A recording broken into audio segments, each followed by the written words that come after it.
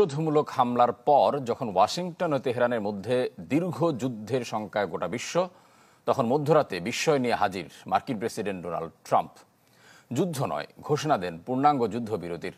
দাবি করেন বুধবার মধ্যরাত থেকে একে অপরের উপর হামলা বন্ধ করবে ইরান, ইসরায়েল। তবে ট্রাম্পের এ দাবি নিশ্চিত করেনি কোনো পক্ষই। ইরানের পারমাণবিক স্থাপনায় মার্কিন হামলার পর কি হবে তেহরানের পাল্টা পদক্ষেপ, সেদিকে তাকিয়েছিল গোটা বিশ্ব। অবশেষে যেমনটা আশঙ্কা করা হচ্ছিল তেমনই হলো প্রতিক্রিয়া। হার্ডলাইনেই এগুলো তেহরান। লক্ষ্যবস্তু হিসেবে কাতারে মার্কিন ঘাঁটিকে বেছে নিল ইরান। রাজধানী দোহায় যুক্তরাষ্ট্রের আল উদেদ বিমান ঘাঁটিতে হামলা করে বিপ্লবী গার্ড। এটি মধ্যপ্রাচ্যে সবচেয়ে বড় মার্কিন ঘাঁটি। এতে হামলায় বিস্ফোরণের বিকট শব্দে কেঁপে ওঠে দোহা।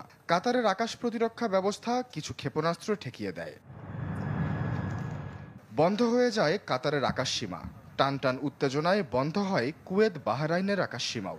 সিরিয়ায় মার্কিন স্থাপনাও হয় সতর্ক। আল উদেদ বিমান ঘাঁটিতে কি পরিমাণ ক্ষয়ক্ষতি হয়েছে তা বিস্তারিত জানা না গেলেও পেন্টাগন দাবি করে এতে কোনো ক্ষয়ক্ষতি হয়নি তাদের। মধ্যপ্রাচ্যে কাঁপন ধরানো এই হামলায় নড়েচড়ে বসে বিশ্ব। তবে কি শুরু হয়ে গেল ইরান যুক্তরাষ্ট্রের যুদ্ধ? ওয়াশিংটনের প্রতিক্রিয়ার দিকে যখন তাকিয়ে গণমাধ্যমগুলো, তখন মধ্যরাতে বিস্ময়ের জন্ম দিলেন মার্কিন প্রেসিডেন্ট ট্রাম্প। ঘোষণা দেন যুদ্ধ নয়, যুদ্ধবিরতির। নিজের সামাজিক মাধ্যম ট্রুথ সোশ্যালে এক পোস্টে জানান, যুদ্ধবিরতিতে সম্মত হয়েছে ইরান, ইসরায়েল দুপক্ষই।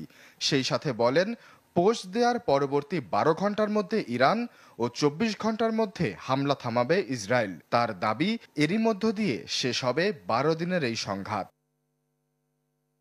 তবে এ বিষয়ে মুখ খোলেনি ইরান, ইসরায়েল কোনো পক্ষই।